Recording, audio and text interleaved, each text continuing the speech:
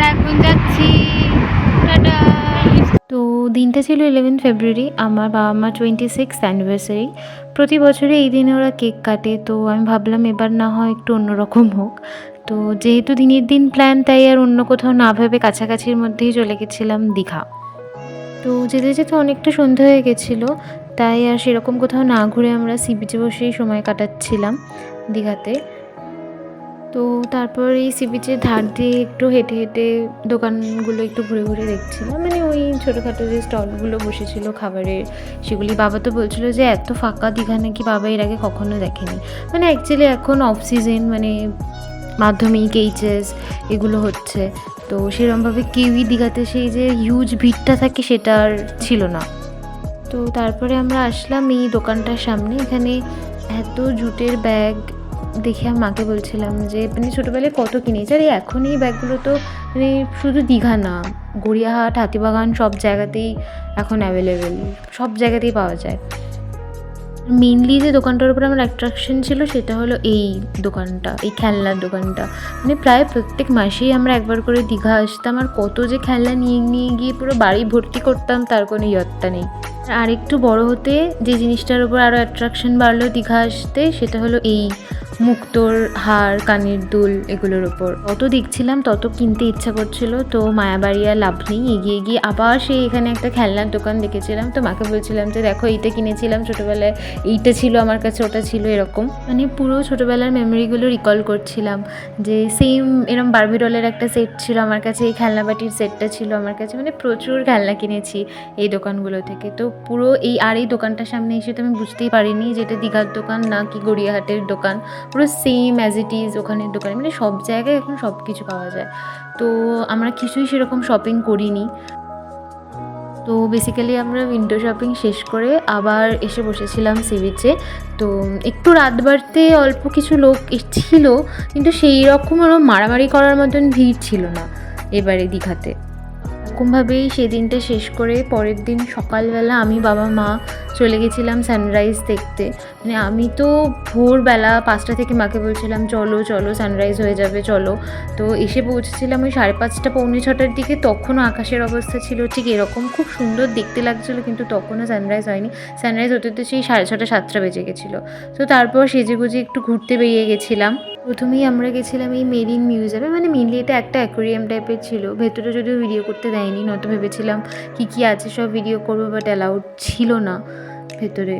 তো তারপর আমি একটু হাঁটছিলাম রাস্তা দিয়ে, ফাঁকা রাস্তায়, মর্নিং ওয়াক হচ্ছিলো। কলকাতায় থাকাকালীন তো কোনো দিনই মর্নিং ওয়াকে যাই না, তো এখানেই সকালবেলা একটু হাঁটছিলাম রাস্তা দিয়ে, ফাঁকা রাস্তা দিয়ে হাঁটতে বেশ ভালোই লাগছিলো। তো ফার্স্টে ভাবলাম সি বিচের ধার দিয়ে হাঁটি, তারপর ভাবলাম যে না, দীঘাতে তো এরকম ফাঁকা রাস্তা দেখা যায় না, তো ফাঁকা রাস্তা দিয়েই হাঁটি। তো হাঁটতে হাঁটতে গেছিলাম নিউ দীঘা। তো নিউ দীঘাতে এটা স্টেশনের পাশেই, যেটা নতুন আর একটা অ্যাট্রাকশন বেড়েছে। তো দীঘাতে আসা আরেকটা যে অ্যাট্রাকশন বেড়েছে সেটা হলো এটা পুরো পুরীর আদলে তৈরি জগন্নাথ মন্দির তৈরি হচ্ছে, এখনও পুরোটা কমপ্লিট হয়নি।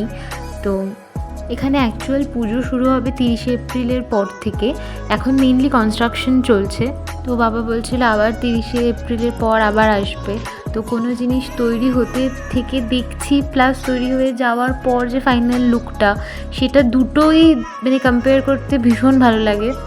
মানে হাফ তৈরি হওয়ার সময়ও একটা সৌন্দর্য থাকে, আবার পুরো তৈরি হয়ে যাওয়ার পরেও আর একটা সৌন্দর্য থাকে। তো ভেতরে সেভাবে ভিডিও করতে দিচ্ছিল না, বলছিল ফোন বন্ধ করুন, ফোন বন্ধ করুন। তো সেরকমভাবে ভিডিও করতে পারিনি। তো ওই যে সোজা যে মন্দিরটা, ওটাই হলো মেন জগন্নাথ মন্দির হবে, মানে যেটা পুরীর, যেখানে জগন্নাথ, বলরাম, সুভদ্রা থাকেন, এই মন্দিরটাতেই থাকবেন। আর পাশে যেরকম পুরীতেও থাকে লক্ষ্মীর মন্দির, আরও নানান বিভিন্ন রকম মন্দির, তো এখানেও সেরকম আরও বিভিন্ন আশেপাশে যে মন্দিরগুলো তৈরি হচ্ছে সেগুলো নারায়ণ মন্দির, লক্ষ্মী মন্দির, এই মন্দিরগুলো। তো তারপরেই চলে গেছিলাম অমরাবতী পার্কে। আমার নামটা ঠিক মনে নেই, মেবি অমরাবতী পার্কই। তো এখানে রোপওয়েও চলছিল, মানে এই লেকটা পুরো ঘোরাচ্ছিল এই রোপওয়ে করে। তো আমরা রোপওয়ে করিনি, কারণ আমরা ভেবেছিলাম তারপরে এই উদয়পুর বিচে যাব, সেইটা হলো মেন অ্যাট্রাকশন এখানে। তারপর আমরা পৌঁছে গেছিলাম উদয়পুর। আমি প্রচণ্ড এক্সাইটেড ছিলাম এই বোটিং করার জন্য, কিন্তু জোয়ার আসার জন্য মা অ্যালাউ করলো না, আর কি করা যাবে। তো তারপর ভাবলাম যে এখানে একটু সময় কাটাবো, কারণ জায়গাটা খুব সুন্দর দেখতে লাগছিল। তো আমরাও এখানেই বসে পড়েছিলাম সমুদ্রের মাঝে, মানে পায়ে সমুদ্র এসে ঠেকছিল। মায়ের তো হাফ জামাকাপড় ভিজেও গেছিলো, মা আমার দুজনেরই। তো যতই জামাকাপড় ভিজে যাক, আমার তো ভীষণ ভালো লাগছিল এই জায়গাতে থাকতে। It's very soothing, like the sea coming to touch your feet and then going back. তো বসে থাকতে থাকতে একটু খাওয়া দাওয়া করে নিলাম আমরা। তো কিছু এখানে ম্যাকরেল নিয়েছিলাম, চিংড়ি নিয়েছিলাম, কাঁকড়া নিয়েছিলাম, সব কিছুর ভিডিও করা হয়নি। তো এখানে আমি আর মা একটু সমুদ্রে নেমেছিলাম, একটু হাঁটাচলা করছিলাম। বাবা নামেনি, বসেই ছিল। তো আমাদের ছবি টবিও কিছু তুলে দিচ্ছিল বাবা। তো আমরা এরকম ঘুরছিলাম, আমি মা মেনলি আর কি, হাঁটাচলা করছিলাম সি বিচে। And this is the final moment for which we came, the cake cutting part. This is a short celebration arranged by me to make them feel special. মানে অ্যাকচুয়ালি মা বাবা এরমভাবে কখনো আগে কেক কাটেনি, সমুদ্রের ধারে এভাবে কখনোই আগে কেক কাটেনি। তো ওরা প্রচণ্ড স্পেশাল ফিল করেছিল, যেটা আমি চেয়েছিলাম সেটাই হয়েছে। তো আমি প্রচণ্ড হ্যাপি ছিলাম সেদিনকে। তো this is the final day, মানে এই দিনকেই আমরা চলে এসেছিলাম, ব্যাক করেছিলাম। তো সকালবেলা উঠেই চলে গেছিলাম সি বিচে, মানে লাগেজ প্যাক করে, কারণ আমাদের হোটেলে ছেড়ে দিতে হতো সেদিনকে। তো আসার আগে শেষবারের মতো সি বিচটা দেখে নিচ্ছিলাম, খুব সুন্দর লাগছিলো দেখতে। আগে যেমন প্রচুর আসা হতো, এখন তো আর সেরকমভাবে দীঘাতে আসা হয় না। তো আবার কবে আসবো জানি না। তো হঠাৎ করে প্ল্যান করে বেরিয়ে যাওয়ায় 2 দিন আমাদের খুবই ভালো কেটেছিল। আর ফিরে আসার আগে মা সি বিচে বসে একটু গান গাইছিল। চলো তোমাদের মায়ের গানটা শুনিয়ে এই ছোট্ট ভিডিওটা শেষ করি। प्यार बरसाए हमको तरसाए, ऐसा कोई साथी हो, ऐसा कोई प्रेमी हो, प्यास दिल की बुझा जाए, नीले नीले अंबर पर चांद जब आए, प्यार बरसाए हमको तरसाए, तेरा